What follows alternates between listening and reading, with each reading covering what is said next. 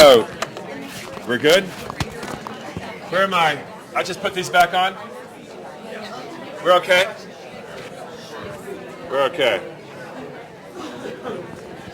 Dee-dee-dee-dee.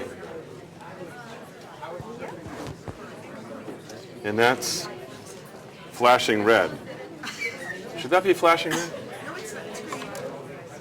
Yeah, but it's also red. Do you see? Is that right? I don't know. Okay, red when you're talking. Red when I'm talking. And what about this one? That one doesn't look happy either.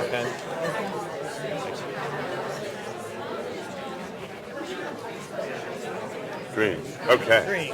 Okay. Green. All right. So many mics. I just have a quick announcement. Yeah. before Oh, we sure. start. No. Okay, we're going to get started. I just also wanted to make note that Rob O'Hara, who's right here from the USDA, is here today, and he has some handouts that are just right out front as you walk out of the museum. And these are what he has for you are resources and flyers about Community Connect and distance learning grants. So if you're interested in that, there's a pile of folders and stuff right outside the theater doors, and you can grab that. He'll also be here today through lunch.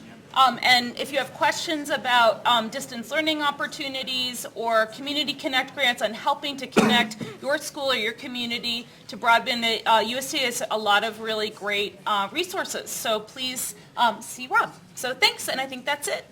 Alan, it's all you. Yeah, we're good? Yes. Okay. Okay. So, just to review, is anybody new? Did y'all come back?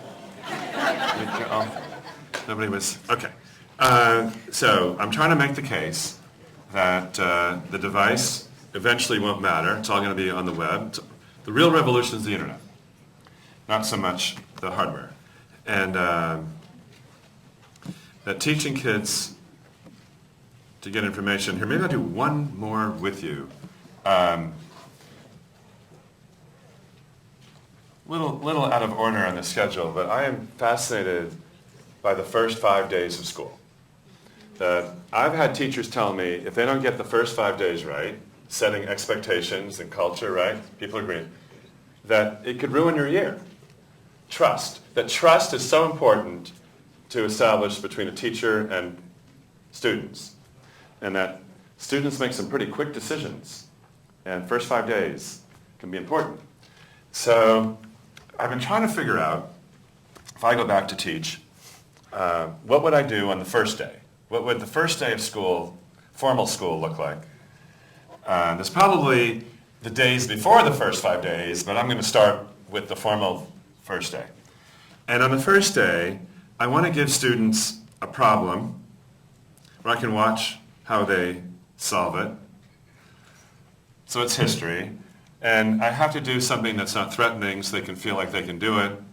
And I learn about their perception of the subject, maybe. So one of the things I've come up with is just to ask students to find any image on the internet that is symbolic of American history. Can you find me? And you can do it now if you want. Any image on American history that you think is an iconic image representing the country story. And then I walk around and I watch how kids do this. And what a lot of kids do, and then this is a true story. A couple of weeks ago, I'm working with 7th graders, and I asked them, what I often ask kids, do you know how to use Google? This kid looked at me like I was an idiot. Honest to gosh, I've been born with the internet. And I said, okay, then this won't take long. And so he types in American, you can imagine, he types in American history. He does that. You know what he does next? Images. Hit images, right. He hits images, and boom. He gets that. And I'm watching this kid, and this is live. I'm not making this up. This just happened, right? Yeah. And this is just a couple weeks ago.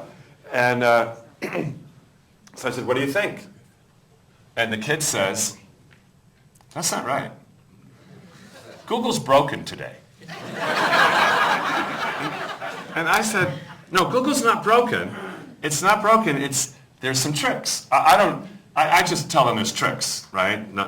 Try not to be threatening. There's just some tricks you need to know. And I typed in site:/edu, right? Just to get all higher ed images, you get rid of the commercial stuff, and then you get these really interesting images. And then, or we'll go to, site:/gov. So we talk about the site command and what's an extension and how do you clean up the mess that Google gave you with just throwing up some keyword searches. And most kids just don't know how to do that. They just don't know how to do that. And this is going to sound a little arrogant. I don't mean, sometimes I can't help myself. But, I chatted with some people outside, and they said they're grateful that I showed them the site command, right? Because it's going to save them hours of time, one person said. And I agree with that. Once you know how to use it, save hours and hours of time. But you know what? Kids say the same thing. They'll say, what's your next trick? Do you have other tricks? And I like the idea that as a teacher, on the first day of school, I can teach kids something they think is useful. So it's not just American history. And trust me, when I start with American history, I bet there are some kids walking out who wonder why they're even taking American history. It's not useful. So I just want to throw that in there, that we can really teach kids on the first day of school some stuff that I think can help them all year. We'll come back to this idea, first 5 days. I kind of have 5 days mapped out. But one of the things in the work less hard department, my sense is that we're going to talk less and listen more. We're going to give kids more problems to solve in class. And teachers will walk around and watch kids learn and how they learn, and will listen to kids talking to one another if they're in groups. And we'll diagnose. It'll be a much more reflective about how they learn rather than content delivery, which I used to do a lot more of that, content delivery stuff. So I just offer this to you just to reinforce the ideas. In fact, it might even make sense. I haven't thought this through. Maybe you can decide. But maybe every day I would give them a research problem to start class. Maybe I'd start class every day by saying, solve this problem. And then maybe eventually they would come up with problems to give the class. Here, I'll show you. We have to invent, we didn't do this. I had to invent a hashtag. You don't have a hashtag for today, do you? Were you going to invent a hashtag?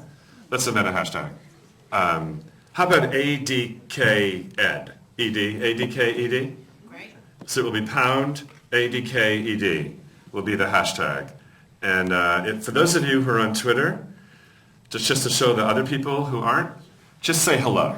Just go to tweet, make a tweet, and type in pound ADKED anywhere in your tweet. This doesn't say something weird, does it? Adkid. No, we're all right. We're all right. I better make sure that hashtag's not already taken. I better just real quick. And the answer is no. Great. Okay, so we'll add that column. All right. So for those of you, are any of you on Twitter? Right now? Yeah. You'll say hi, and then the rest of the room who's not on Twitter will see that those of the people in the room, and the remote sites too. So on the remote site, if you have Twitter and you're sitting in a distant location, please create a tweet. In fact, if any of you are on a remote site, just tweet out, I'm in a remote site, so I know you're there. Now, for the rest of you, you can't play. And what this is are people in this room, and maybe some other rooms, who are just creating some content. That's all they're doing. Now, what's interesting is if you're tweeting out right now and you have Oh, good. CK. That's a far site? I'm guessing that's a far site. Okay. CK is a far site. Great. Salmon River. Fantastic. All right. So now, for those of you in Twitter, if you want to put in a link, you want to put in an article, you want to ask a question, you want to put in an example of your kid's work from your website, just fire away. Just contribute to the flow of ideas. And for the rest of you who don't have Twitter,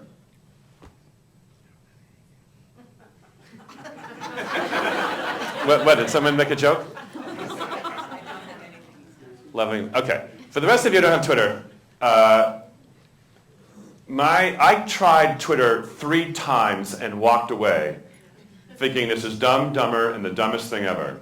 I just thought, how stupid is this? This is ridiculously dumb. I'm never, ever going to use Twitter. What is this all about? And then one day, somebody showed me TweetDeck. I'm in TweetDeck. And TweetDeck is the Dewey Decimal System of Twitter. It's how I see it. And all of a sudden, Twitter made perfect sense. It became so clear that I had to learn Twitter. Because in a room like this is just starting up, but you'll see, you'll get better and better. And people will start putting up resources, and they'll start putting up examples, and it will enrich what I say. It will allow anybody in the room to contribute. Moreover, let's just say that you keep going tomorrow and the next day you go back to your schools and you try stuff and you read articles and you take pictures and you keep tweeting out with the hashtag ADKED, and then everybody in the room is following the hashtag. So we're extending the boundaries of time and space. So then you can even follow people when they go home. And that's very cool. That what we can do this morning is limited, but we can extend it with this hashtag, and people can start sharing out. So for example, this one here, for those of you who are principals, the hashtag of principals is CP Chat. And so principals are sharing, there's a link, I'll have to go, Secrets to Creating Positive School, I gotta go read that, and School Reach, and so you can see this hashtag, CP Chat, is for principals, different hashtags for different parts of the profession. iPad Ed, so if you're getting iPads in your school, you may want to follow the hashtag iPad Ed. And 2 minutes ago, somebody posted this thing about GarageBand, and I go to this a lot because this is my business. I have to learn new stuff all the time. I can't keep up. And moreover, what's really interesting about this one, if I have a question, I don't know how to help a dyslexic boy in math, I need an app, I'll just ask a question, and boom, I get response around the world. Oh my gosh. So I've changed my mind. Have you ever changed your mind? I've changed my mind. Twitter's the dumbest thing ever. I'm never going to do it. I do it every day. Whoa, have to live in a different way because of it. No, I'm in. I'm a nut. So I'm going to leave this now. You keep tweeting if you like. Anybody can tweet. It's democracy. And I understand for some people it's too much democracy. So let me, I just want to show you on my website. Sometimes I meet resistance with people wanting to change. Can you imagine that? I meet resistance, and people say, no, I'm never going to use Twitter. I have no use of Twitter. And I went through it, so I understand that, give them 6 months, they'll come around. And so on my website, I got these articles. By the way, I'm at novemberlearning.com. And this one article, I finally had to write an article about Twitter and show what teachers are doing with it, with real kids. And this gets back to the asking questions. So I can feel the pain of the Red Sox loss last night just looking at this photograph. Any Red Sox fans? Any? Yay? Bad day, huh? Bad day. So I've been working with this teacher for 6 months, trying to tell her to use Twitter. She didn't want to use Twitter. Finally, she uses Twitter in April. And opening of a season, she and her husband have season tickets at the Rangers. And she decides to tweet out this photograph off her cell phone. And she created a hashtag, so all her math students are following her. And for those of you who don't know, you can set up your cell phone to get tweets as text messages. So you don't even have to go to the internet. Your phone rings, and there's a photograph. It's that simple. And by the way, I think cell phones are the tools that kids have. I rather use kids' cell phones than internet, because it's more personal, it rings right away, they don't have to come to my website. Do you know what I'm talking about? It's just right there. Plus, you got some kids that don't have internet, but they might have cell phone. Would that be true? Yes. Here? Yes. Okay. So then we just expanded the number of kids who have access. Great. And so there's the picture. And Jessica Cavanis, teacher, says, you get a surprise. Where's the perfect bun? She's never done that. As far as she knows, her kids never had a photograph show up from a teacher on their text messaging. And her phone didn't stop ringing. Watches the rest of the game. She said it did not stop ringing. These kids jumped on this. Whatever they were doing, they seemed to stop what they were doing, trying to figure out where's the perfect bun. The buzz the next day was more than she had experienced. So a couple days later, she and her husband go back to the game. We're going to say that her husband is drinking a Coke. It's not a Coke, but it's a Coke. And then she gets more clever. She says, what is the problem? She doesn't say, what's the volume? She says, invent a problem around this thing, this cup. And to her surprise, kids start tweeting back problems that she can't believe. This kid drew on the cup. He says, okay, it's 8 inches, it's got a radius of 2, and I got some ice cubes that measure 1.5, 1.5, 1.5, and there's 3 of them. Will the soda overflow if there's an inch left or something? And she's looking at this problem. She'd never give this problem. She'd never do it. It's too complicated. It's just too complicated. And she just can't believe that all it took was shooting a photograph and zipping it out to kids' cell phones and have them think about what's the problem. So I think we can start class with problems rather than with content. Shoot it out, have them come, and have the kids come up with the problem. That's the real revolution, that kids can now start designing problems. So teachers are working less hard. Little stuff. And with Twitter, of course, all the kids can see all the kids' problems. That motivates more kids to write problems. It's all flowing. So I'm just fascinated, and there aren't many teachers who are doing this. I'd like to say this is a big revolution. It's not. It's very, very difficult to find a teacher doing this. Must be rules against it. I don't know. I don't know. Are any of you doing it? Are any of you shooting out images of anything to kids? Asking them to come up with problems? What's this image about? Math, physics, chemistry, biology, art, history? No? See, it's not very much. No, not common. Well, okay. If you had brought kids with you, and you were driving home, and you were talking to the kids about today, you'd say to these kids, anything worthwhile that we saw today, I think one of the things kids would say is, can we do that Twitter thing?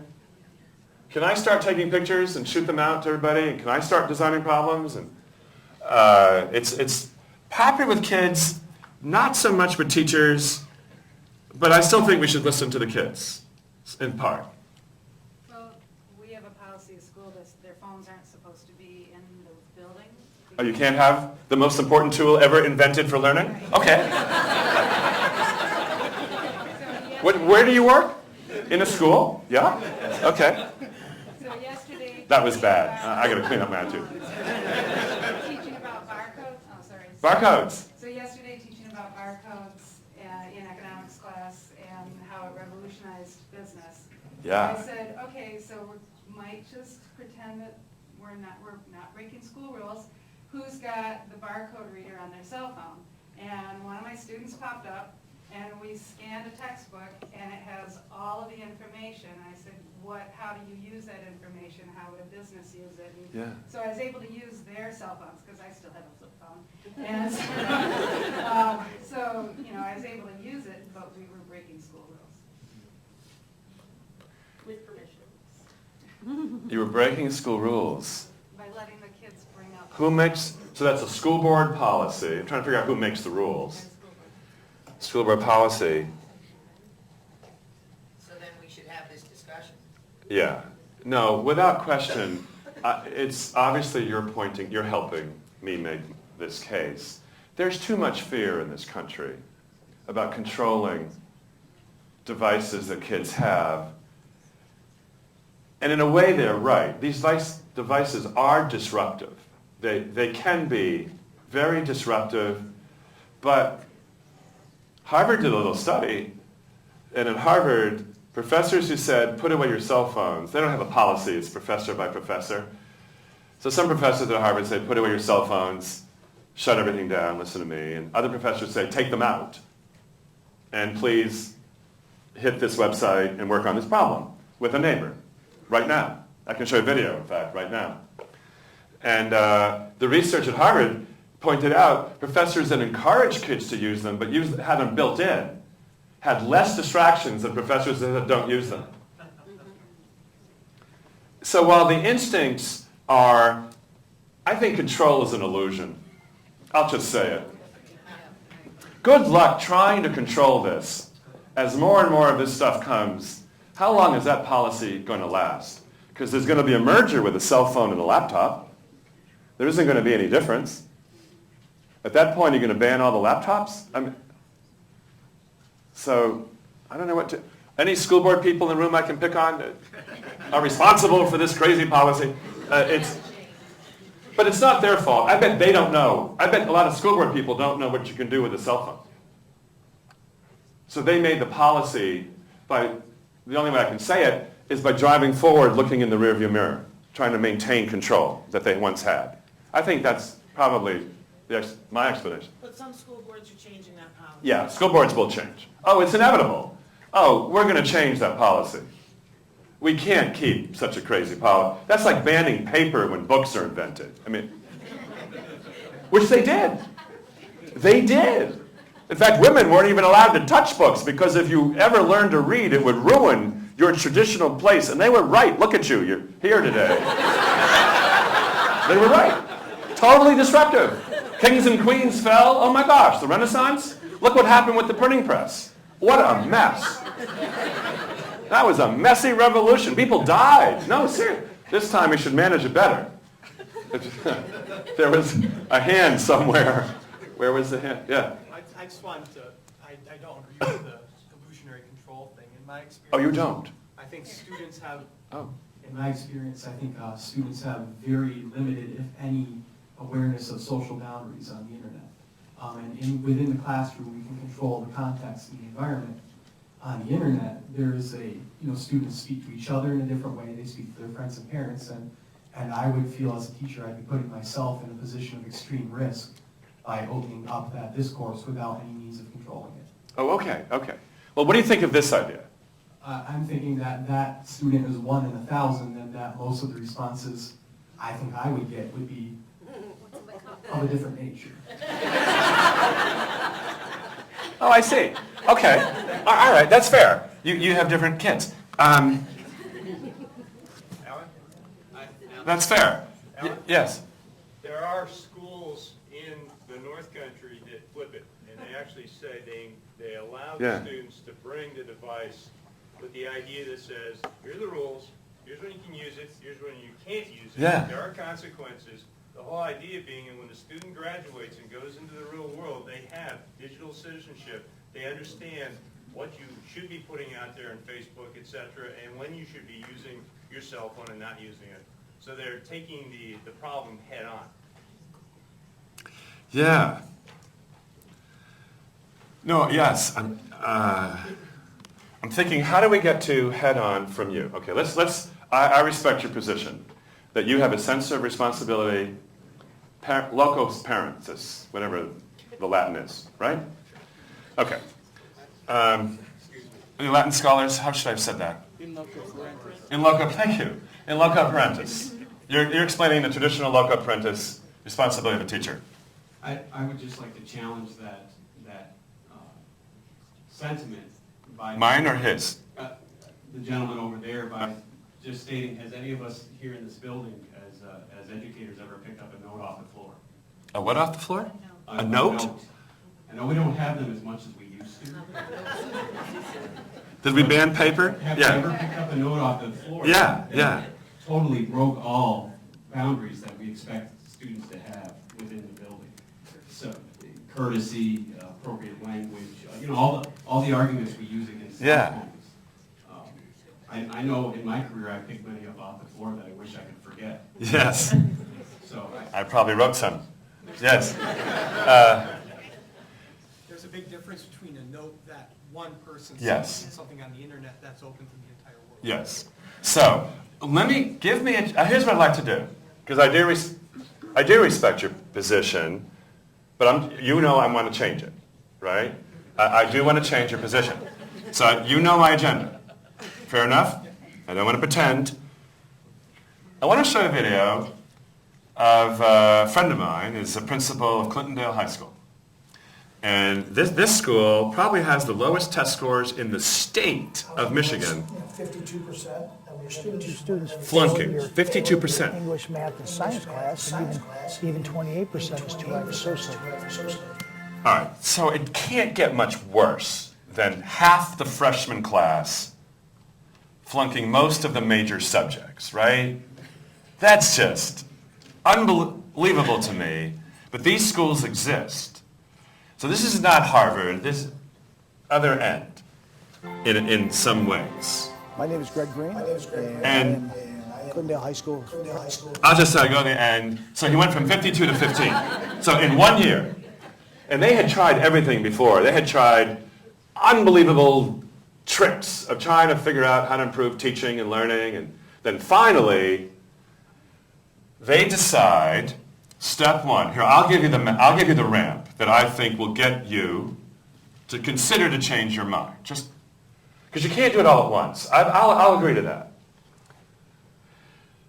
In the research in learning, it turns out that positive reinforcement is more productive than negative reinforcement. Do you agree to that? You agree to that? Okay. And if you look at game theory, you look at, by the way, the hashtag if you were one of my doctoral students, your hashtag would be GBL for game-based learning. GBL is an amazing hashtag. For those of you in the room who want to be at the absolute cutting edge these days, what I think it is anyway, GBL is the hashtag. And you take a look at that, and it's the intersection of video games with learning, which I think holds great promise. And you can look at research from MIT. There's a whole bunch of research groups. Tens of millions, if not hundreds of millions of dollars are being poured into trying to come up with very powerful learning environments for kids. In fact, I'll give you an example. Just an example, outside of school, for those of you who have your own kids, I'm going to come back to this thing in a moment, but I just want to jump to a potential solution here. If you were to look at mathletics coming out of Australia, there's this mathletics game. And if I were running an elementary school through high school, I'd be doing this. So just to give you a sense, right now, there's 3,000 kids on in the world, and they're solving that many problems. So that's kind of popular, but probably not here. Because this is mostly Asia outside. So 17 billion? Yep. Okay. Now, so just to show you, one of the key ideas in game-based learning is this thing called a leaderboard. You familiar? You play video games, and you can see that some kid in Mexico has 31,000 points. Go Monterey. I worked with them 3 weeks ago. They took this seriously. Look at that. I'm happy. Okay. But you know, in a way, I got to tell you, I met them in Buenos Aires. I was in Buenos Aires, and we had this Latin American conference for international baccalaureate schools. Did IB? Any of you in IB school? You know what I'm talking about? You know, it's a movement around the world. And wow, look at all these from Monterey. Oh my gosh. Try to find the American kids. USA. Right. The company realized that the United States is so bad that they had to invent one just for the United States. So the best US kid is at 6,000. The best kid in Mexico right now is at 31,000. So this country has a little problem if you just look in real time in one game, right? And by the way, this goes all the way through AP Calculus. So it's immediate feedback, you play with people around the world, you get problems, there's some higher order thinking involved. It's a kind of, have any of you played mathletics, watched a kid play mathletics? Whoa, okay. You got your own kids, go home, show them this. And then get ready to discipline them that they can't spend more than 3 or 4 hours a day playing. Because it's a problem. They forget to take their ADD medicine and they be bowed. Kids who can't sit still in a classroom are totally focused. Do you believe me? It's an astonishing thing. I've watched kids do this in Australia when this came out. And so, while your classroom has to maintain, for the moment, no outside interaction, I'm going to tell you that when I watch kids play this, dots show up on this world map around the world. You see who you're playing against. They're in other countries. That motivates kids. I don't know how to say this another way. For some kids, it's highly motivating to work with people around the world. Okay, fair enough? You'll buy that, right? You'll buy that. Question is, when do you do it, right? Or never at all. Maybe never at all. But if I were a parent with a kid in school, I'd certainly be doing this at home. I'm a parent, I get to decide what my kid can play. So I'm going to do that. If I were an elementary principal, I'd buy this for the school as well. I'd give this to every kid. And I'd get parents to sign off, but I don't think a lot of parents are going to be upset with giving kids a powerful, interactive mathematics game that's globally connecting. I think it's going to be okay. So that's just one step. I'm not even going to mess with you. Just something. Then, okay, so then that's outside, and that's okay, and then I'll show you another example. Okay, another little step, and I'm okay with little steps. I know I've gone too far for a whole bunch of people in this room. I know that, and I don't work in a real school anymore, so I have license. I can do that. I don't have to worry about what you worry about. I don't even think I appreciate everything you have to worry about. So I got a friend in Canada, Darren Kurapatwa. He's a math teacher. And he discovered this amazing thing. He's a troubleshooter. He's been identified in his province as a top math teacher. So they took him out of his classroom and they asked him to go around different schools to see if he could help. That's how they do it. They don't have the Board of Regents thing. They got people going around. And so he realized in watching other teachers teach that typically a teacher would be here and kids would be there taking notes in math. And he walked around, he started looking at kids' notes, and he realized there's this huge variance. Some kids don't take any notes. Some kids take everything. They don't know what to take. They take everything. Some kids take good notes. But he realized, oh my gosh, the teacher doesn't even know what's going on in their own classroom. Fair enough? with notes. So he decided, solve that problem, and this would be, I would suggest this as a potential first step for you. Just want to show you. What he does is he has this concept called the daily scribe. Now I'm showing you calculus, which may not be so good because you're going to, but you can do this in any level. Daily scribe.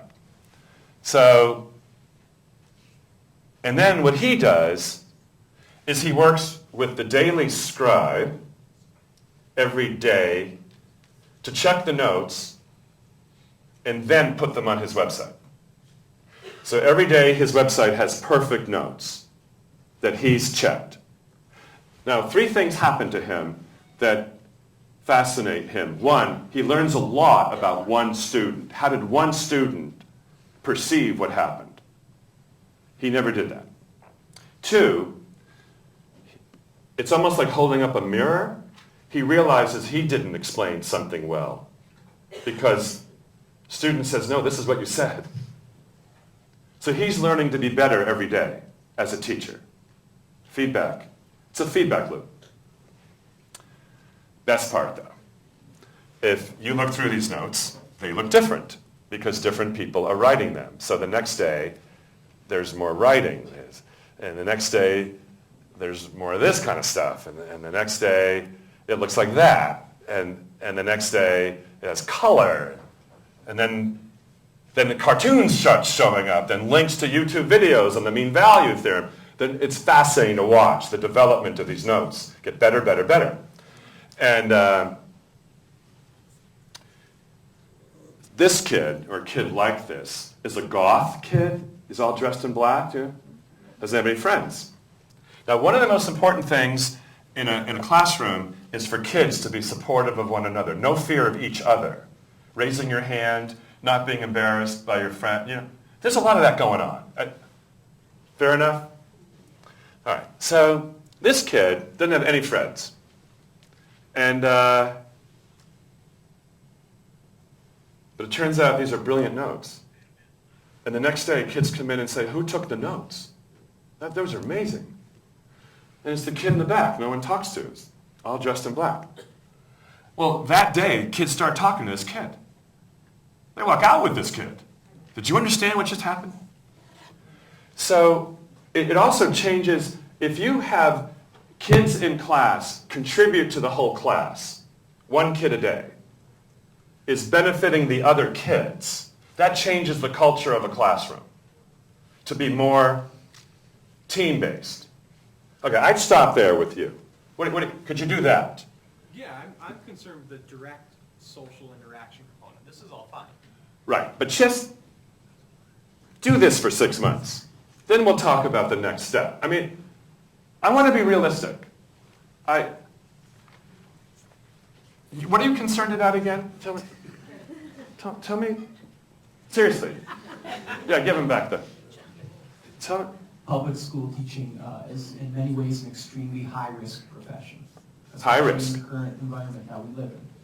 Based on the lack of social barriers I see in my students on the internet, I would feel very unsafe as an educator directly inserting myself into that social peer relationship on the internet. Right, so we're not going to do that. Right. But we're going to do other things. This is okay? Yeah, of course. Oh, okay. And it's free, right? Google Docs, all kinds of, doesn't even cost you anything. All right, so from here, I'll just tell you, let me show you another one. Excuse me, I don't mean to interrupt. You need to plug in your computer. I do. Power cord? I'm looking for my black, yeah. Okay, You want me to take care of it yeah. while you talk? Thank you. It's so helpful here. I'm not used to that. Yeah. Okay. Well, I'll tell you something else. Alan, you got a question? Yeah. I Hi. actually just had a statement. I'm Megan Linder from Home Care Pond, and to respond to that relationship that that we're all fearful of as students having in the social media world, we do have a right to be fearful of that because it is happening. We see it in the world of bullying and all of the recent suicides in our culture. But I challenge that with establishing and developing a culture starting at a younger age of how to work and live on the internet and to use it appropriately. My school is a school that allows their kids to walk around with cell phones and iPads and iPods and all sorts of different technological devices. And we have run into issues of kids using it inappropriately. And we meet that challenge, and we're still learning. But it's a learning curve because we're behind what these students are doing on the internet. So it is a natural challenge, but if we don't meet it face-to-face or head-to-head, whatever you want to call it, we will fail in that, and our students will become victims of that. Thank you. Okay, so I'm trying to make the case to get to you. You're up here. And,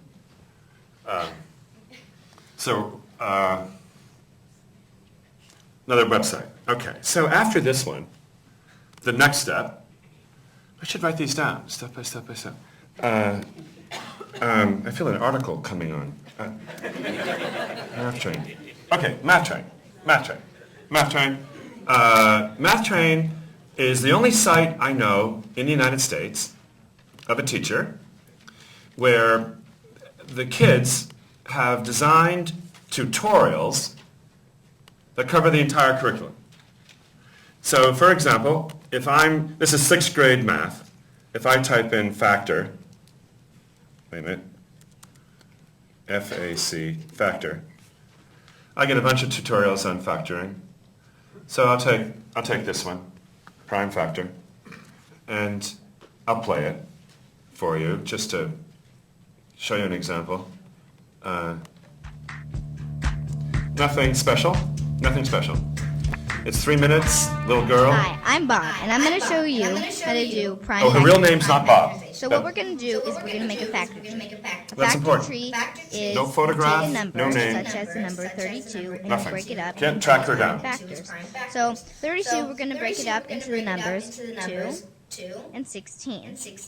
So we're going to try to get it down to all prime numbers. Prime number is when a number is only divisible by 1 in itself. 32 is composite, meaning that it is divisible by more than the numbers 2 in itself. So 32 is divisible by 2 and 16. Now Just have to we are going to keep going. get to the bottom And of we this see thing, that yeah. 2 is a prime number. It's only divisible by 1 and 2. So we're going to circle that, showing that it's a prime number. Okay, let's stop that. If you're dying to know, the answer is 2 to the 5th. But I don't have time. So all good. Now, so just to send things across, right? She does it again.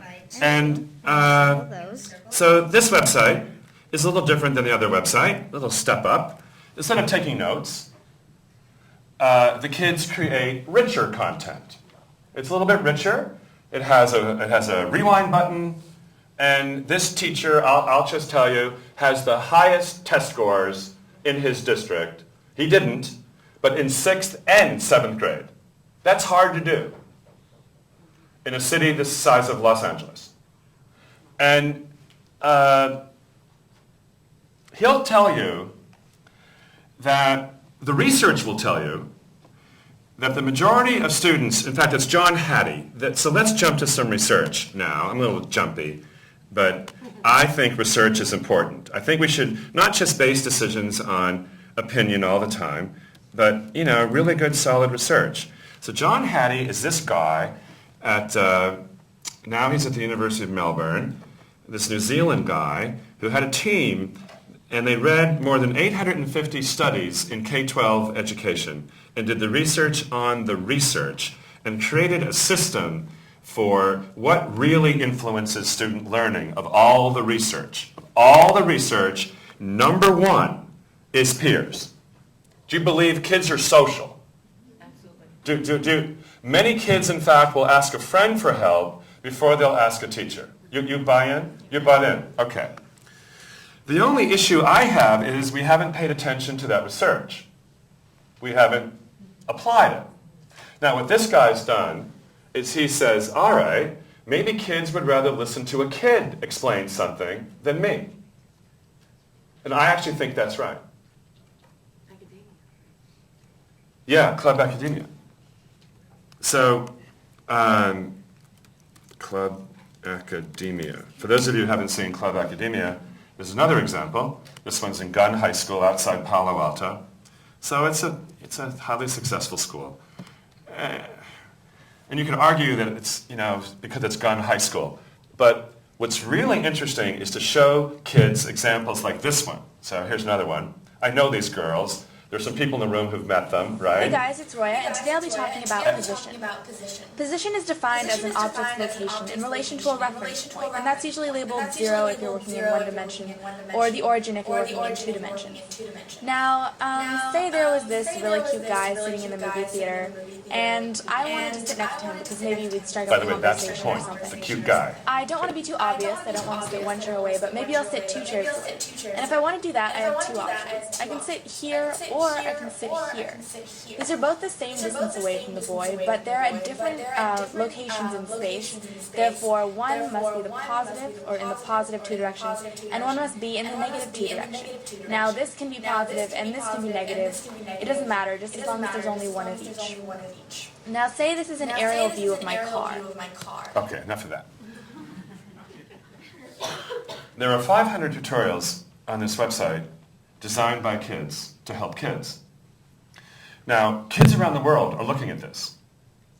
They did this because these girls, and there's a couple people in the room who came to my summer conference and met them. I flew them from California to Boston. I met them on Twitter, by the way. I should tell you. Met them on Twitter. And we started writing back and forth. I don't know these kids. They started writing to me. I started writing to them. I'm promoting their site. They say, "You're promoting our site." I said, "Yeah, it's good. I like it." And they say, "Who are you?" And wasn't that rude? They didn't know who I was. And I said, "Who are you?" So we met and on Twitter, and writing back and forth, and eventually I fly them to Boston.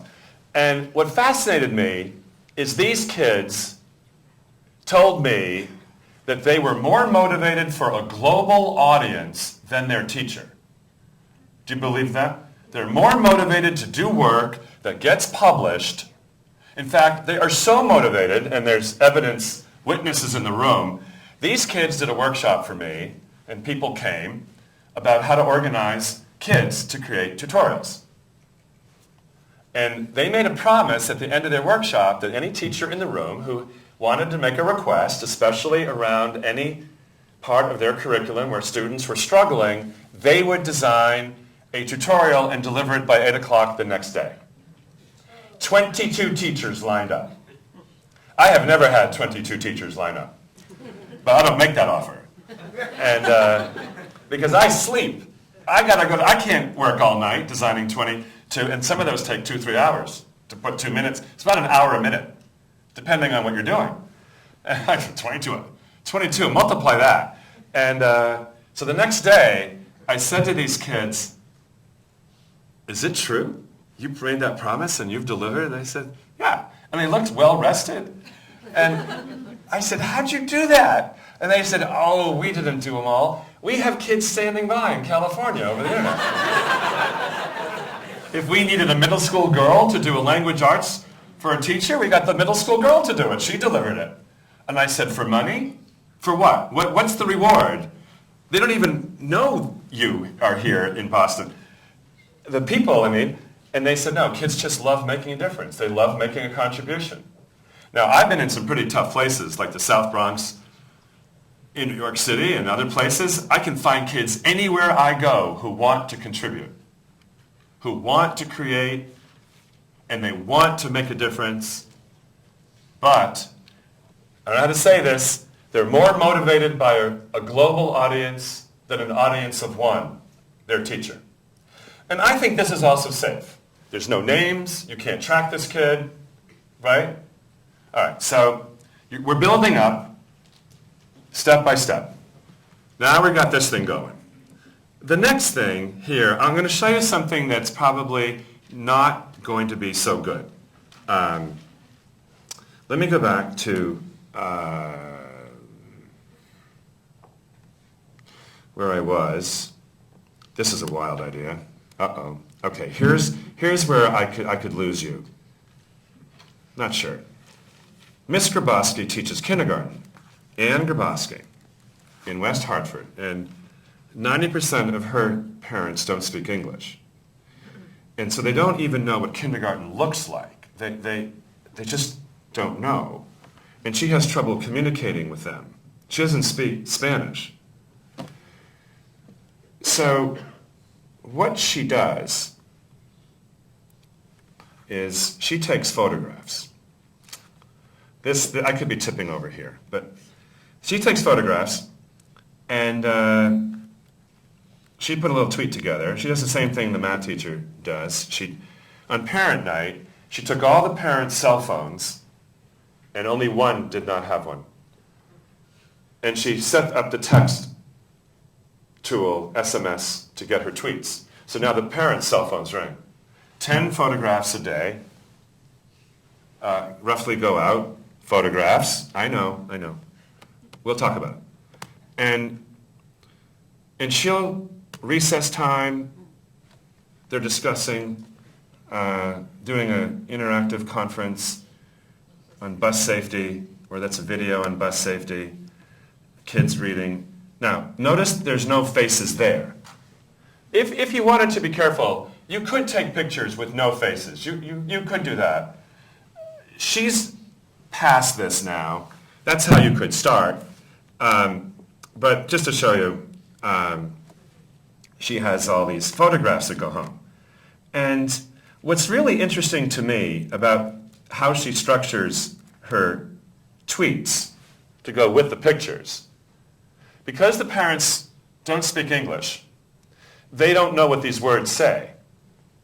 So the little girl comes home and she's translating. So it's the little girl saying, "Ask me to tell you some of the words that begin with the short A sound." So she's sending kids home with 10 photographs a day of what they learned, and parents say, "What's that picture?" And the kids say, "Ask me." And then they do. The parents then do. And the kid goes over what they did at school. The principal says he's never seen anything like it. He has people who don't speak English following what their kids are doing every day, reinforcing what they're doing.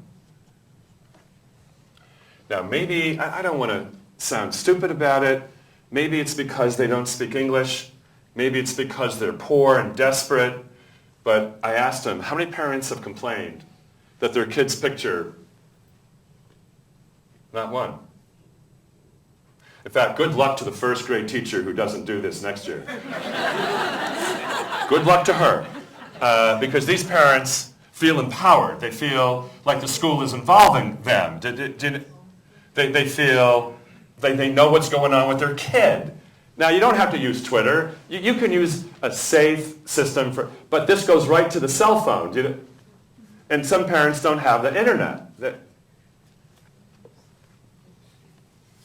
So if I were an elementary principal and I could get my school board to agree that the research says family involvement is the #1 predictor, it is the most important thing we can do in kindergarten is to involve families. There is nothing more important, according to the research. Is that okay to be that extreme? It is #1 for young children, that their parents value education and support them. It's a value that, even if they don't know how to read, doesn't matter. Just the value. I would do it. I got to tell you, I'm in. Now, the strange thing about her Twitter account, and this is the teacher's Twitter account, so these kids are not tweeting. Fair enough. Kids aren't tweeting. Ms. Grabowski, just to go back to her Twitter account, you probably know this, but she has 1,359 followers. She's only following 123. In the beginning, she had 21 parents. That was it. 21. Now, if I click on people following her, I have to sign in. What's my... I'm global earner. I used to be global learner, but I left out the second L. So I misspelled my own name, but I kept it, so I like it now. Don't laugh at me, I have feelings. Now I gotta remember I just changed my password. I hope I remember it. Update, nah, just go to it. Sign in, please. Wrong username? Did I spell global learner right? Global earner. Okay. Maybe it wasn't with a capital. It's... Say it again? Oh, come on, one more time. Hang on. Third time. They're going to kick me out, aren't they? Yeah, I'll give up. No, this is so sad. Are you human? Yes, I'm human. Are you human? Yeah, I'm human. S-E-R, what does it say? E-S-H-A?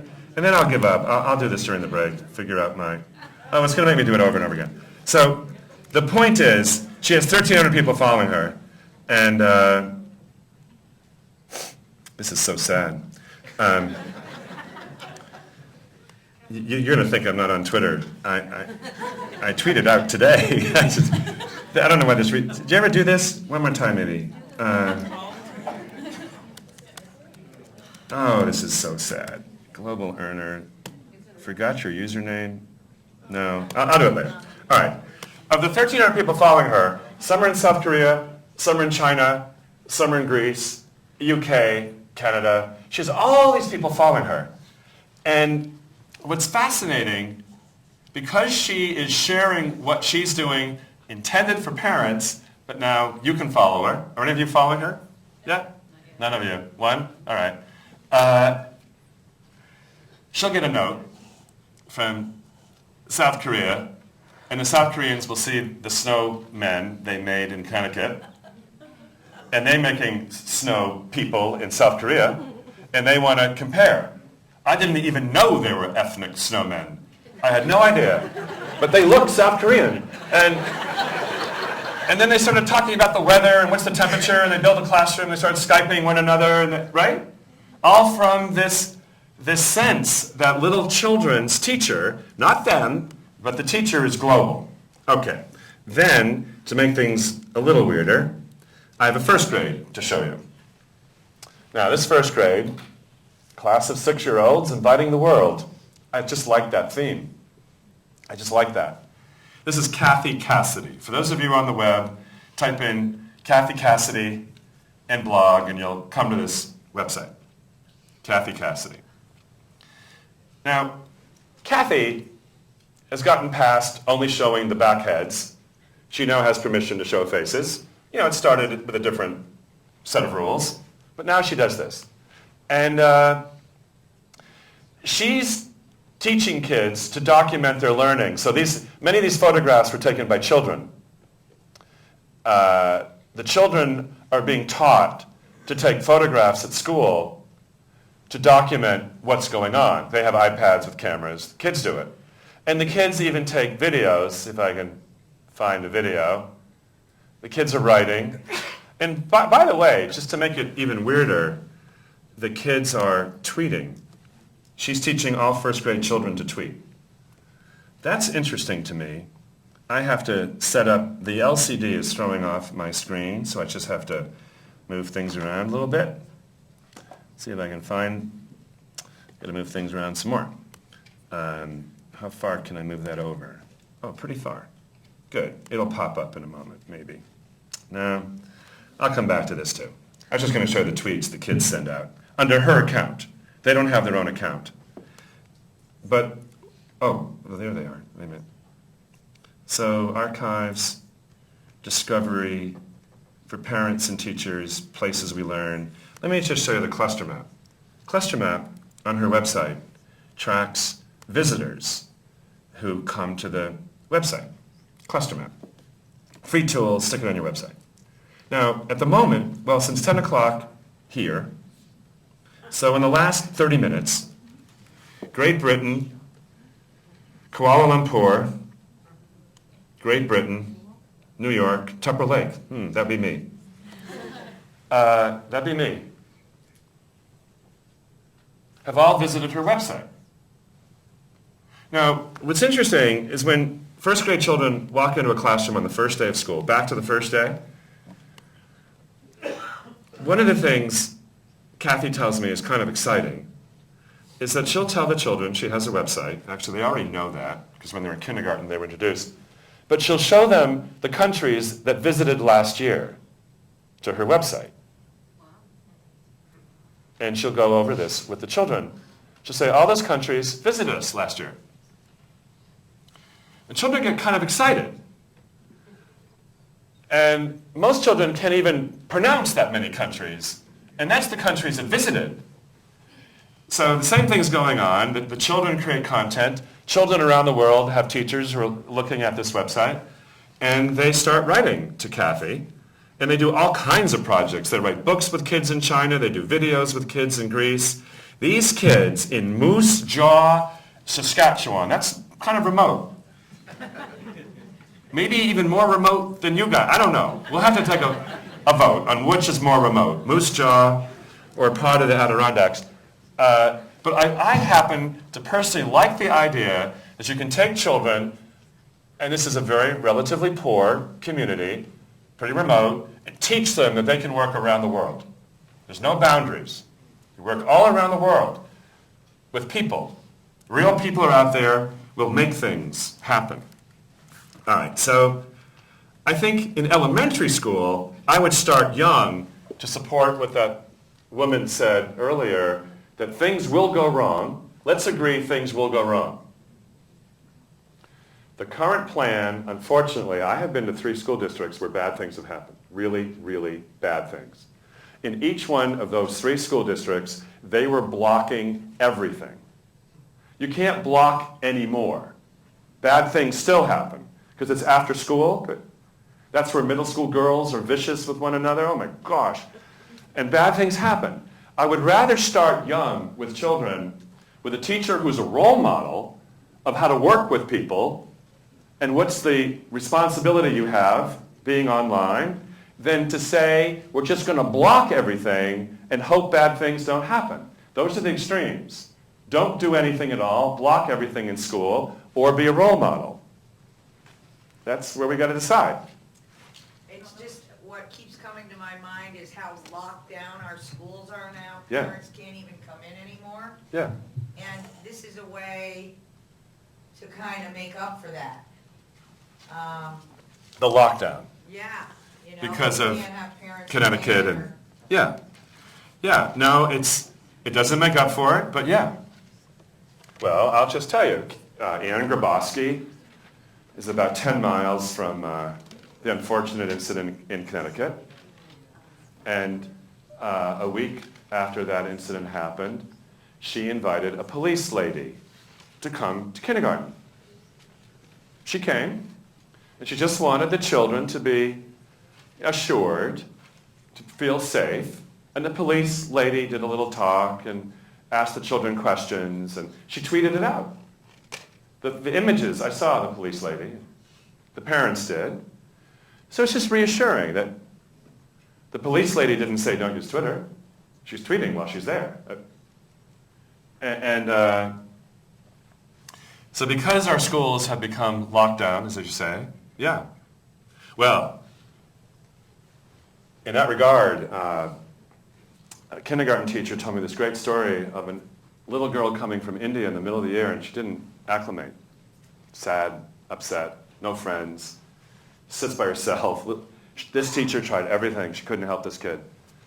And she finally called the parents and said, you know, your little girl not fitting in. And the parents said, yeah, we know, she's sad. She misses her grandmother who didn't make the journey. She's in India. But she comes home and Skypes her grandmother, and she's much happier. Maybe you could have her Skype her grandmother in school. The teacher didn't know what Skype was a while ago, so she gets Skype, and she said, okay. Grandmother, 3 o'clock in the morning in India, you know, grandmother comes on in full dress, apparently, and she starts talking to her granddaughter, who's sitting in front of the video camera, and the daughter looks happier, little granddaughter looks happier. And the little girl, what do you think the other kids are thinking while this kid's talking to her grandmother? Where's my grandmother? You want to know, where's my grandmother? And the little girl raised her hand. She said, can I meet your grandmother? And the little girl comes up, and the India kid introduces her to her grandmother.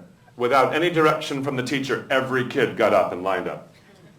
Now she's introducing every kid to her grandmother. This is a kid who wasn't talking to any kids. I love that story. I think we should build a grandparent network. I do. I think we should ship books to grandparents who should read them to class so kindergarten teachers can correct work at their desk and have kids sit in a reading circle mesmerized by the grandmother reading. One grandmother, they did that. One grandmother has a cooking show. She put her video camera on top of a shelf on the stove, and once a week she demonstrates cooking to the little kid. I think that's great. I think we should connect the family to school, even if physically they can't come. Now, I know everyone doesn't have internet. The grandparents don't all have internet. But you can't wait for the last person to get internet, right? I don't think. I think the kids are okay borrowing somebody else's grandmother. I think. I don't know. Just to go back to that math train thing, I just want to show you. I didn't show you. I want to point out something. And I know there's people in the room doing this. I know you're on your way and you got kids creating tutorials. But this guy's been doing it longer than anybody I know. And when you look at the count, the view counts, look, that's 62,000. The teachers don't answer the same question 62,000 times. So if I were going to do anything in the region, the whole region, you could build one website, maybe even through the center, I don't know, or the BOCES, right? And kids could be designing tutorials. And you'd have this website aligned to the New York standards with tutorials designed by kids. And you'd be publishing their work for a global audience. And I think some kids would be highly motivated. They'd work harder for you if you did that. So we could do things like that I think are safe, and I think you would agree, right? Those are all safe things. And then eventually, we'll do more. We can get beyond that, but for now, that's what I would do. Okay. Any more ideas on control and global audience? And yeah. I was just telling my students yesterday, I would love to have a webcam in my classroom. And we were talking about all the parents, and wouldn't it be great if they could just tap in any time and see what we're doing? My friend Kathy is the woman in Moose Jaw. I know her quite well. I've been to Saskatchewan a bunch of times. And she has 4 classrooms around the world where they Skype the other children.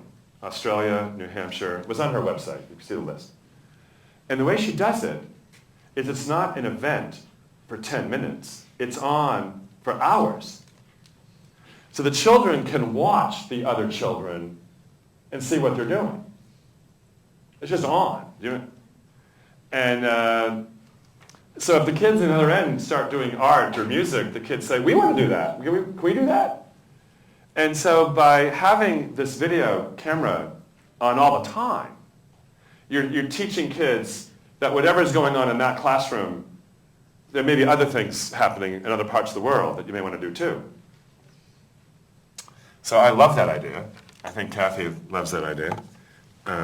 Yeah, do it. Are you allowed to do it? I don't know. You don't know? Yeah. I'm going to find out. I mean, even that was years ago when I did it, when I taught elementary school, it was just a way to get addresses for kids all over the world, and we sent letters. And now it's so exciting to be able to do it in time. E-health has changed so much over the years, is what I'm saying. Right. And there are other tools besides, I mean, let's say, for example, that you were teaching kids about reading maps. What grade do you teach? 7th and 8th grade English. 7th and 8th grade English? Yeah. Wow. But we're connecting. I mean, we're reading across 5 April's right now. obviously social studies concepts with. 7th, 8th grade English. Do you ever read a novel that doesn't take place in this country? Do you have any, do you read novels? Well, yes, we are right now. We're reading Flipped in 7th grade, and we're reading Across the Acres, which is, connecting it with another social citizenship. Obviously, that isn't. You're reading what? Flipped. Flipped? It's a novel. Where does that take place? In the U.S. In the U.S.? It's a novel, right, that teaches point of view and. Oh, all your novels are U.S.? No, they won't be, but these are the two that we're doing right now. Where does it take place? Where does Flip take place? It doesn't even give a location in the U.S. Oh, there's no location. Less characters, I suppose, unless another teacher. But Across the Acres is based on Civil War era, the times.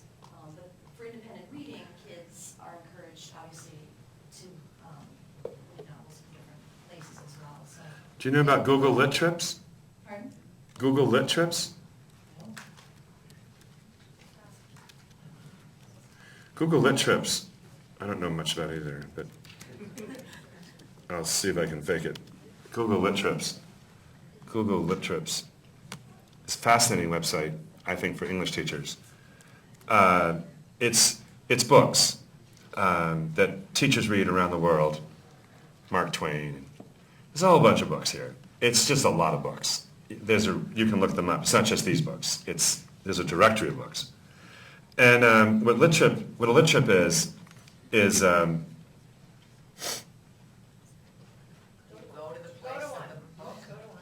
yeah, I have to get Google Earth up and running to do it. Let's go to one. Okay, we'll go to one. It's just gonna take a little while because it has to. Grapes of Wrath? Okay. Grapes of Wrath by John Steinbeck. So I click on name of a book, and this one is the contributor. Oh, he's the founder. So he's a veteran high school English teacher. This is probably going to be a pretty good one. And I can download the Grapes of Wrath Lit Trip. Oh, it's going to make me do this. Oh, shoot. I'm an other, yeah. Other, Martian, I don't know. I don't know what I am. Yes, I'm an alternative. Not associated. Okay, fine. And when you get the Lit Trip, what it is a great way to introduce a book. It's the characters in the book and the places in the book, or it won't work with your book because it has no places. But in something like Grapes of Wrath, they go from Texas to California, right? It has this journey, and many books do have a journey. And so let me see if it doesn't like one of my questions. Please indicate your general location. New York City. And what title will you be downloading? Grapes. I'm sorry about this. If this takes much longer, I will do this after lunch. It's gorgeous. What it is 3 or 4. Is there more? An address, submit. Okay, let's see if I can do it. And so then after you fill out the form, it downloads, continue, oh gosh. So I'm going to skip this. Oh, where else was there? I can't read and present at the same time. So what you get is you get Google Earth, you get the planet. And the author of the Lit Trip put a dot on the planet wherever this book takes place. From Texas to California for Grapes of Wrath. And all the places in between. Yeah? Dust Bowl. Yeah, okay. And each point on the planet, when you click on it, opens up and shows you a video of that place, or photographs, or archives, census data, Little House on the Prairie, whatever it is. And so what it does is it gives the reader a visual representation overview of the whole book, but all at once, of the journey. And many novels have a journey. It's why we write novels.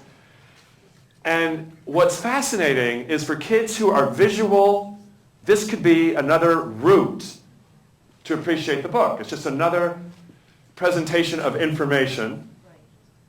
that gives you a different appreciation of the Grapes of Wrath than if you just pick it up without understanding what it is. Now, research in game-based learning, back to why video games work, there are 7 design elements in a video game. One is the leaderboard. There's 6 more. One of the 6 is you get a map of the castle. You see what the whole thing looks like before you start playing the game. It turns out that showing somebody a map of whatever it is they're about to do, play a video game, read Grapes of Wrath, is a good thing. They understand what to expect. It creates, there's some research in this that you want to help people understand why they're doing something. So the Google Lit Trip website gives you a map of the book.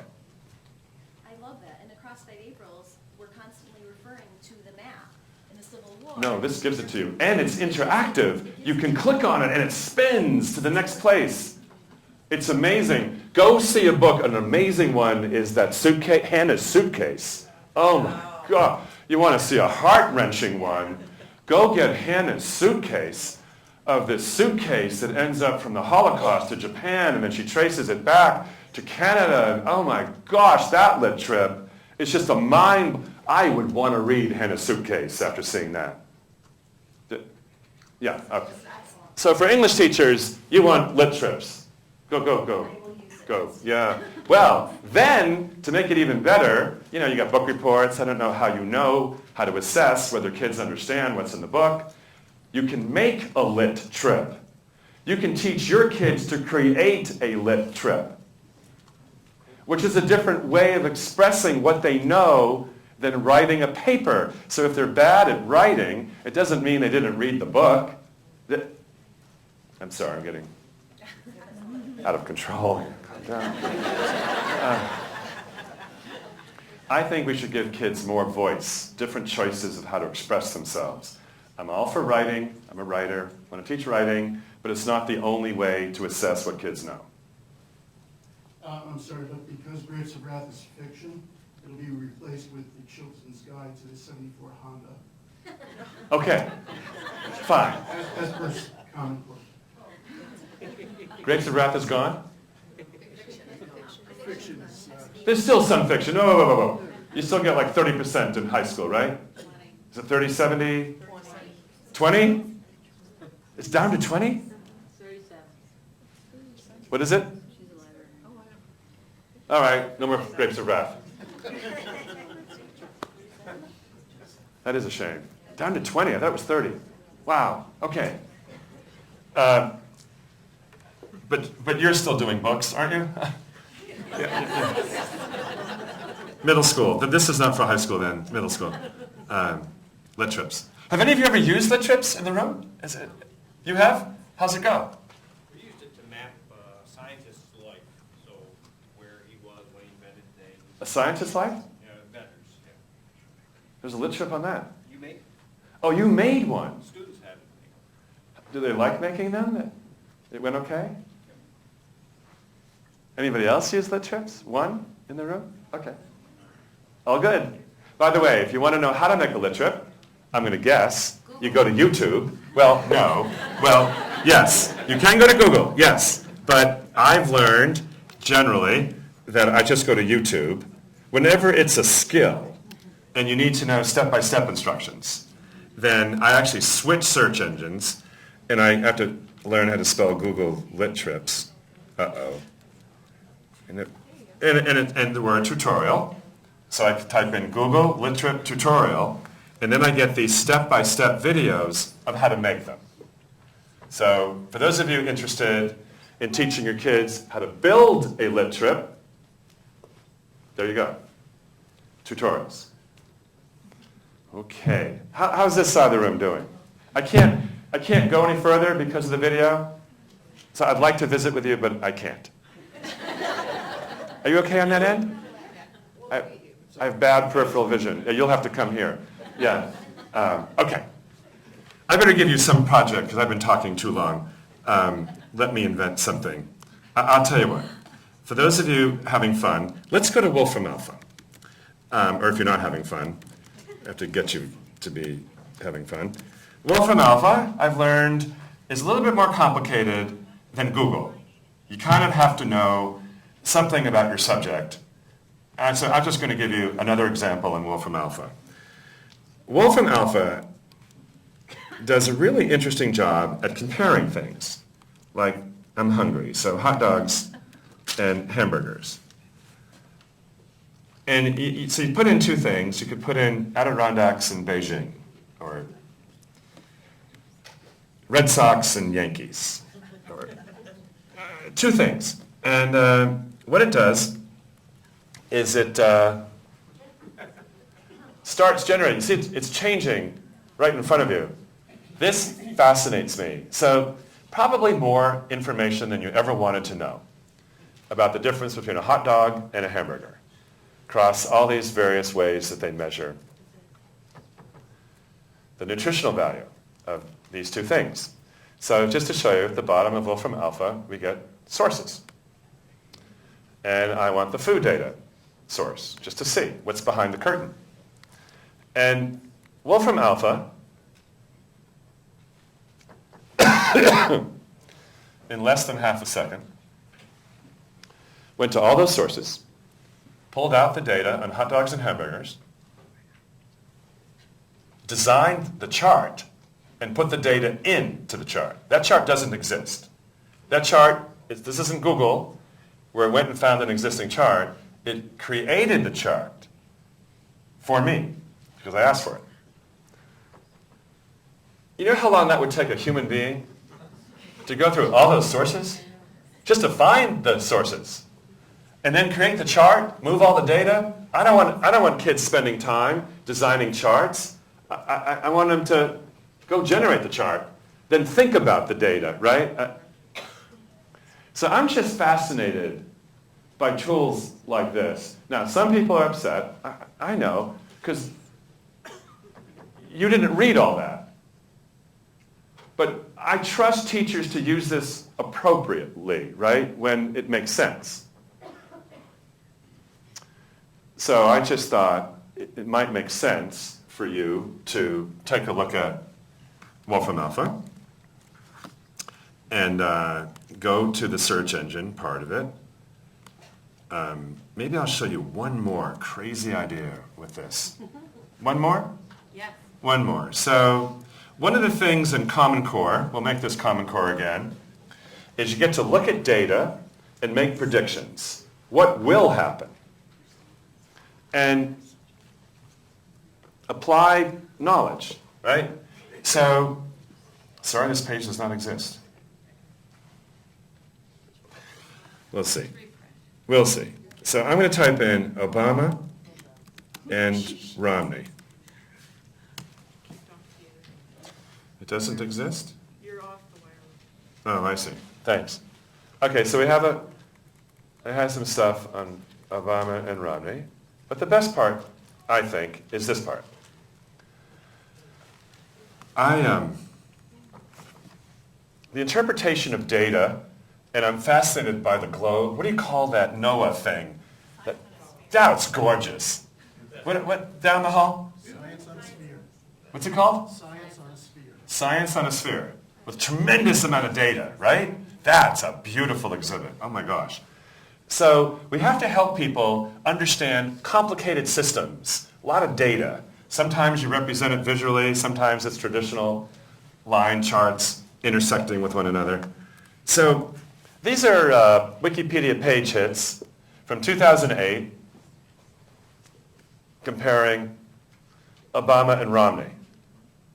Back in October, that would be the election, right? That's the election. That's probably a party when they get together. Convention, thank you. So here, I asked some students to predict what would happen on election night. So this part doesn't show up, just that part. Or I could ask you what happens from here. But I was specifically, they were right about there. And you know what was interesting? Because kids had never really had a tool like this. They didn't have an intuitive sense of how to use it. They were used to paper, looking at charts on paper. And a lot of kids, when you give them a problem like that, what prediction can you make from this data about the future? They just stare at the chart. They stare at it. And they try to figure out what's going to happen next. Except one kid. One kid, I'll never forget this. He says, well, can I ask it a different question? I said, sure. Great idea. Do you know what he types in? McCain, if he spells it right. McCain, M-C, how do you spell? Another C, right? I don't think I have that spelled right. So McCain, and I thought, oh, this kid's brilliant. This kid is brilliant. Because then what he got is he got the historic data going back, and in fact, it's the very same pattern. And he made the prediction, one kid out of a room had an intuitive sense that when you get a tool like this, you can generate more data. See, with paper, you can't do that.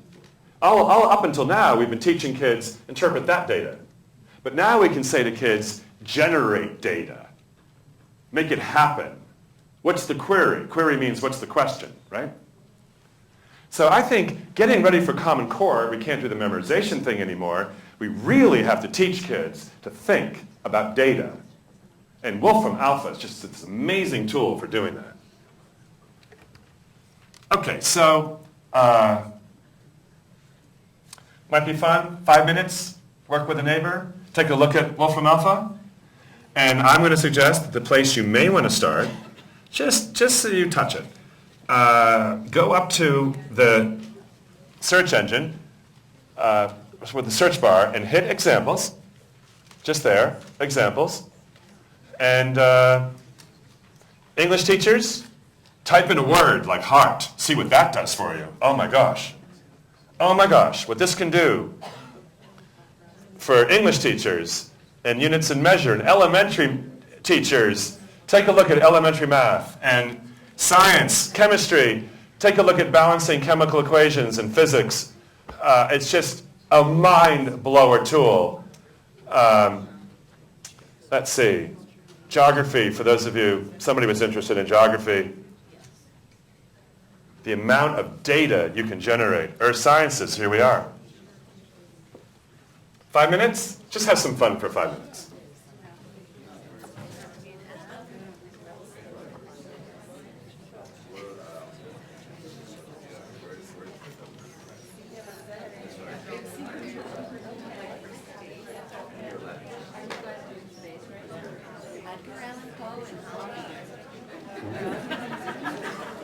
What do you get? Edgar Allan Poe and What do you get? Get something? Kind of. Because that's a hard search for Wolfram Alpha. That would be more in Google. I think that one. Yeah. It is. No, it is. It is. What I've learned, though, is a lot of kids, you have to practice at this to figure out when do I use this and when do I use Google.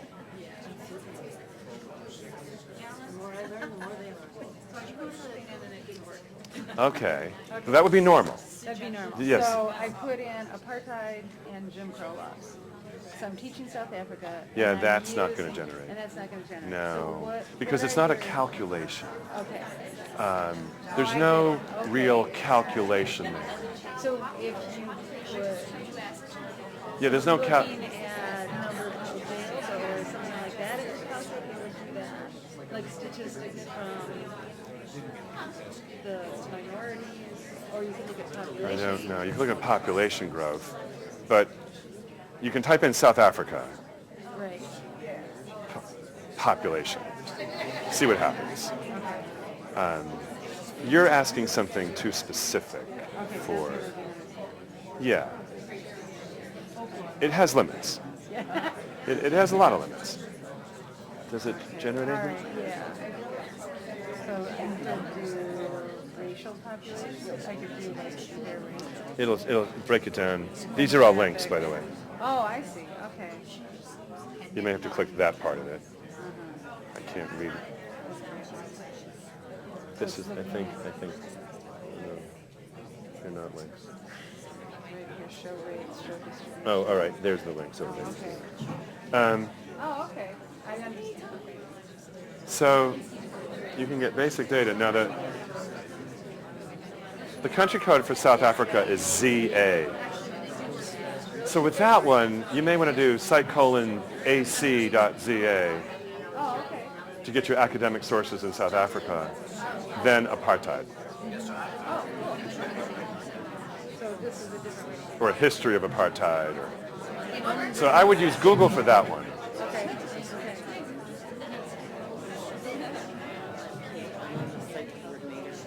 Oh.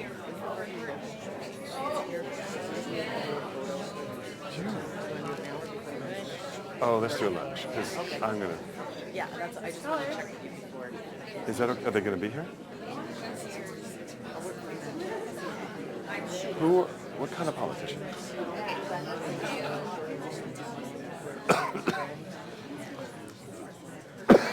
Really? Has she been here?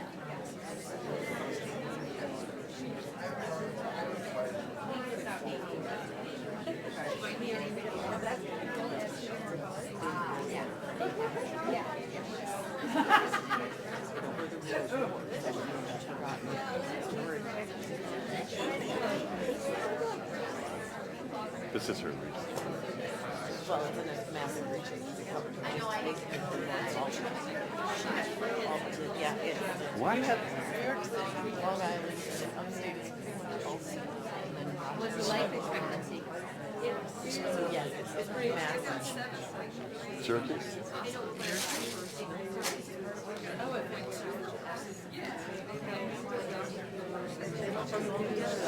You are massive. Yeah, you are. Yeah. Yeah, no. Oop, I'm sorry. Yeah? Yeah. Yes. Yes. You may want to just go to your field, see the searches that exist, and then play with those as a starting point. That's what I did.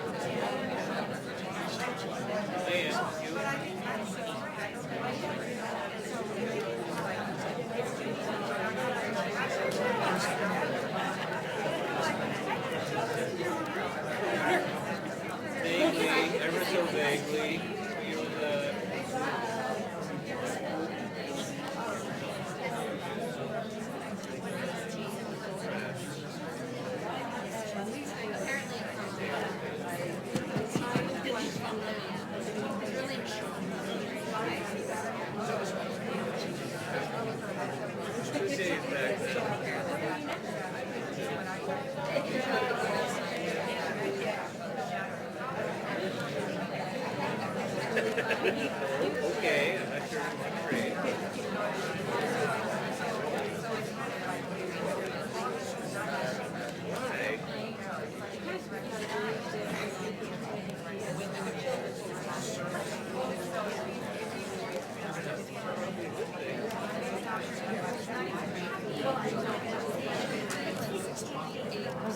toggle back? I did. Okay, so you know how to toggle. Okay, great.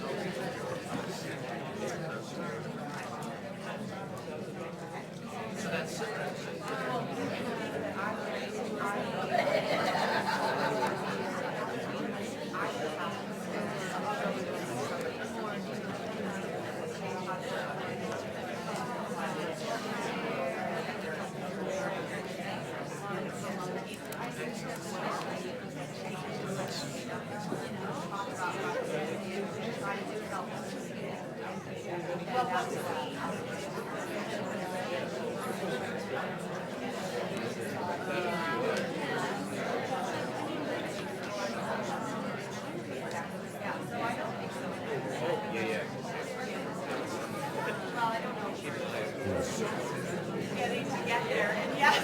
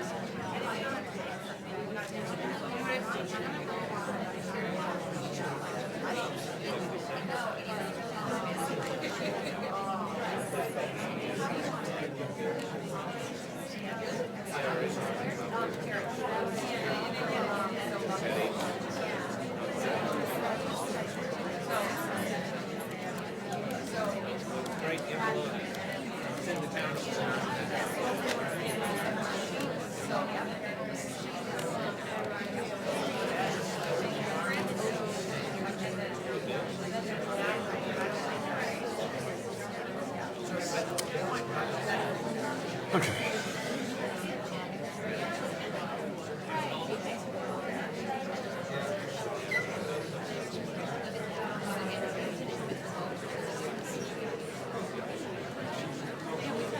How you doing? You done? You like it?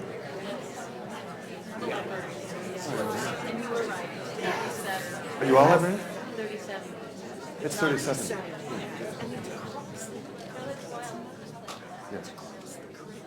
Yeah. Yeah.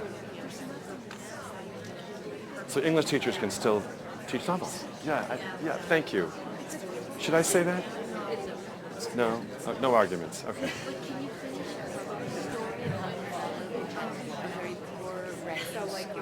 Oh yeah, finish that. Okay, we have only a couple minutes left till the lunch break. I have to keep better track of time. So I have some cleanup to do, as I was just told. I never finished my story about the guy who ran this school that had such awful results. It's Clintondale High School, taking a risk at at-risk kids. If you're on YouTube, you can get this. I'm not going to show the whole thing, but I do want to say that so far we've covered two design elements of game-based learning. One is leaderboard. Kids like to know how they're doing with other kids. The second we take a look at is the map. In the case of novels, it's Google Lit Trips. The third, maybe most important, single most important idea of why kids will play video games for hours and hours and hours is there is no punishment. You can die 1,000 times and get up and do it again. But it turns out it's a really important idea. It turns out really important idea because Clintondale, I have to set my screen back. So the principal, I don't know if you realize, students who don't do well, how many times can they be punished a day? Don't do homework? Get punished. Don't do well on a test, get it back? Get punished. That's right, don't participate, get punished. I mean, you can get punished a lot in school if you're not a good student. Fair enough? It's amazing how often you can get punished. So one of the big ideas is to drive punishment out of schools. Where is it useful and where isn't it useful? Now in learning, if you can't take a risk, you're probably not a good learner. You have to take a risk. You have to fail. But if you're going to punish me for failing, I'm going to stop failing. Or I'm going to give up. I'm just not going to do it anymore. So I think what he's saying, well, I'll play a little bit. Curriculum coordinator of grade 6 and 12. I'll play just a little bit. We're getting rid of punishment. Last year from freshman, we found that in English language arts, our freshmen failed at 52% rate. And in mathematics, they're at 4% rate. Science, 41% rate. And then social studies, 28%. And as a principal, it's just unconscionable to have that to continue doing the same thing, think you're going to get the result, it's going to work. So we sat down and said, we got to try something different. Because we felt like the last time was probably the most crucial time with students. We decided to flip it and try spending more time working with the students in class and having them get the lecture and the lessons at home. This allows us to get more one-on-one time with them. I'm not speaking to a mass group. By having homework done in class, we kind of grouped it the time with students. All right, so what they did is they decided that all homework could be done in class. So that means you can't possibly be punished anymore for having an incomplete homework or getting things wrong. So they just got rid of punishment for homework. And to a lot of us who grew up where we thought we had to punish kids to create discipline and character and order and the rest of it, that's counterintuitive. But they did, and I went to that school and I visited, and by the way, with this and some other things, they have gone from 52% failure rate to 15%. Less punishment, more learning. I realize it's counterintuitive because we built a model based on punishment, at least in secondary. And it's the only high school I know in the United States where every single teacher has flipped. Do you know what that means? You can do your homework in class. It means other things too, but one of the things it means to do your homework in class. And the teachers actually work together in going over and learning the information. My name is Michael. I came here when I was in 8th grade. Coming from Detroit schools, it's real different. Why'd you come from Detroit? It's just punished every day. He's just continuously punished. And why go to school?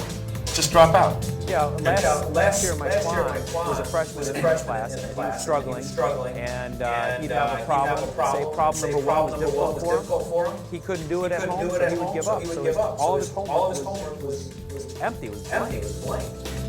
Well, now I'm sitting there. I can see his frustration. I can go help him. Well, you can watch the rest of this, right? Clintondale, Greg Green, it's on YouTube. I went to visit the school, and I talked to the kids and teachers, and I walked around and took a look, and as I talked to the kids, and I said, how is this school different from your past school? Because for all kids, this is like an alternative school. They're so poor, you have to end up at this school. And one girl said, try coming to my house and doing homework. I just can't go home. I can't go home and do homework. I used to get punished for it. Now she's not punished, and she's doing her homework, right, every day. She's getting it done. And so you can't, the reality, at least in Detroit, is you have some households that just aren't conducive to learning when you get home. So that's part of it. The other part is talking to the teachers. I said, how's this different? Every teacher said the same thing. This is high school, so elementary teachers, this won't even make sense. You do this every day anyway. But high school teachers would tell me, I never talk to every kid every day. Now I do. Every single kid, every day. And I'm learning so much more about how they learn, and I don't have to give to a whole mass, as they said. I'm just moving around the room, talking to kids, learning more about them. So this kind of image is what's happening there. And these teachers who did resist this aren't going back because they see the results are so phenomenal. So there's that one. By the way, there is this great on YouTube, for those of you who are keeping track of resources, there's this great math teacher, Katie Gimbar. Katie Gimbar has a series of on YouTube of videos that explains what she's done. I love this one, Why I Flipped My Classroom. If you've never seen a teacher explain flipped learning, this is one of the absolute best explanations I've been teaching of math flipped for learning. 5 years. Is Katie Gimbar. Is why I flipped my classroom. And she basically says the same thing. And this really lines up with Common Core. What classroom used to look like? I was teaching to the middle group of the class. The students could follow along with what we were doing. We were going through the content. While I had a group of higher level students, not challenged, bored with the information, ready to move forward. And I had a struggling group of students that were not receiving enough effective remediation. They didn't have the basic content they needed to be working on the content we were currently covering, or they needed more help in order to be successful. This led to a 90% use of class time being spent on delivery and review of content. 90% of the time I was in front of the classroom lecturing to a group of students, and I wasn't meeting all of their needs. 10% of class time was actually spent on application. So I'm just going to stop it there. This is her opinion of how she spent her time before she flipped. Delivery, 90% she claims. Delivery, 10% application. Later in the video, these numbers become flipped. She now spends 90% on application, 10% on delivery. So that's just something to consider. How much of your class time are kids solving problems, and you're helping them with strategies, and working together as well, how kids work together. She shows that later in her video, how now she groups kids, that the real skill is grouping kids and understanding the dynamics of how kids can help one another. That more of a coach model, where a coach figures out what players we put together. So this coaching model is what I'd like to talk about after lunch. But I just want to make mention of another strategy just before lunch. One of the people who influences me the most these days is the guy at Harvard named Eric Mazur. And Eric Mazur is the Dean of Applied Physics. And by the way, just to tell you who Eric Mazur is, he invented clickers. Do any of you know? Used to have these devices with like remote controls. He invented that, clickers. He invented flipped learning. Eric Mazur was the first, as far as we can figure out, to do flipped learning. Eric Mazur invented Facebook.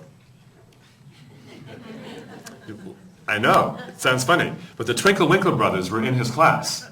Here, I'll show you. And they hired, what's his name? Mark Zuckerberg? So Mark got it from the Twinkle Winkle brothers. Who did the Twinkle Winkle brothers rip off? They ripped off Mazur. Here, I'll show you. I'll show you an old video of Mazur. You can see Facebook, what it used to look like. You do know it was made at Harvard first, right? It came out of Harvard, goes to Mazur. And the reason it went to Mazur, Eric Mazur, is because of a problem I'm having today. It turns out everybody doesn't ask questions. Only a small percentage of people ask questions because we've been punishing you all this time. And so if I go, that's my Digo account, we'll do that after lunch too. So if I go back to YouTube and I type in Eric Mazur, there's a whole bunch of videos on Eric Mazur. Oh my gosh, he does so many interesting things. But the one video I wanted to show is this, From Questions to Concepts, is the name of it, Questions to Concepts. Professor Eric Mazur teaches physics at Harvard. Over the years, he discovered that students in his introductory physics course were passing exams without having understood the fundamental concepts he was trying to teach. Do you believe that? At Harvard, you get high test scores, really high test scores, but you just can't walk outside and apply what you've learned. Well, if that's true, can we start over again? Can we just kind of come down to it that how we assess people might not be an indicator of what they really can do? And we may want to revisit the whole thing. So, to revisit the whole thing, Eric Mazur, the reason he invented Facebook is because he's walking around campus, He's trying to figure out, how do I get students to ask more questions? I don't know your questions, I can't teach you. He's trying to figure this out. In response to this problem, Professor Mazur developed a variety of interactive techniques linked to each other in ways that help students learn basic concepts far better than before. Requiring students to read, think, and reflect before the lesson is flipped learning. Step in Professor Mazur's interactive process. All right, so let's stop it there. So what he figured out, some cognitive scientist, social scientist walking around Harvard, he bumped into him somehow, and the guy says, you know, we're finding out that students will ask more questions online than face-to-face. So if you want your physics students to ask questions, you're going to have to build a website. And try that and see if you get more questions than face-to-face. So he had about 5 to 10% in class. You want to guess what the number is online? 100. He goes from 5 to 10 to 100%. That's a big jump. And there they are, just to show you, that's what the Twinkle Winkle brothers saw when they were in Eric Mazur's class. And they're looking at this and they're realizing that Harvard co-eds are willing to do more online than face-to-face. That's the light bulb that went on for Facebook. Okay, the irony of schools blocking Facebook started at Harvard in physics so a professor could get questions. Now we block it. Okay, fine. So there it is. Now, I'm going to jump around. You've learned I'm a little random. Because it's lunch, I want to just tease you with an idea. Eric Mazur has 4,500 questions. He thinks it's the most important information any teacher can have are the questions of their students. If Eric Mazur is right, then most teachers don't have the right information to teach well. Now, I don't know, and I'm agreeing, it took me a while, but I'm agreeing with Mazur that unless you understand your students' questions and misconceptions and where they're struggling, it's hard to add value. You just keep going with curriculum. So he has 4,500 questions. So I know him pretty well. And I asked him, I said, anything unusual about the 4,500 questions? He said, oh yeah, 80% of them I never ever would have imagined. And the reason he says he would imagine him is another walk he had around Harvard with a guy named Steven Pinker. Do you know who he is? Steven Pinker. And Steven Pinker is developing along with others this concept, which may be the single biggest concept in all of education about why kids can get high test scores without actually being able to apply what they learned, called the curse of knowledge. This is the craziest thing I'm going to say all day. If I haven't lost you by now, this is a good place to jump off. And don't come back after lunch. But curse of knowledge basically says that the more you know about your subject, the more difficult it is to understand a first-time learner's approach. This is so crazy, Pinker goes on to say the knowledge of a teacher can often be in the way of actually helping someone learn.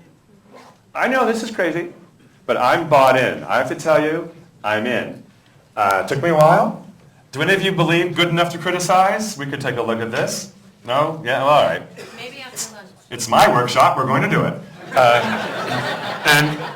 Okay, maybe after lunch. So think about that after lunch. Could this be true? And I urge you to read something on the curse of knowledge, because if it's true, the very basis of how we've organized school cannot be fixed. We can't fix it. We have to redesign it. Is it?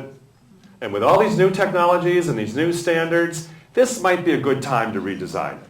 If there were any moment in history where things are lining up, causing tension and anxiety, let's not waste a good crisis. Let's do it. So with that, lunch, I don't know how we manage lunch. How do we manage?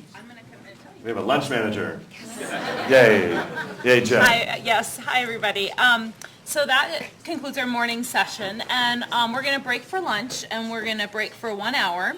So it's 11:45 right now, so we'll be back in here at 12:45. You can still buy a lunch ticket. It's $10, or if you've brought your own, please feel free to use the tables that are set up in our great hall. The exhibits will be on, and enjoy yourselves. And I hope, the exhibits are on. Please enjoy yourself for lunch, and we'll see you in 1 hour back here. Thank you. Yay, 1 hour.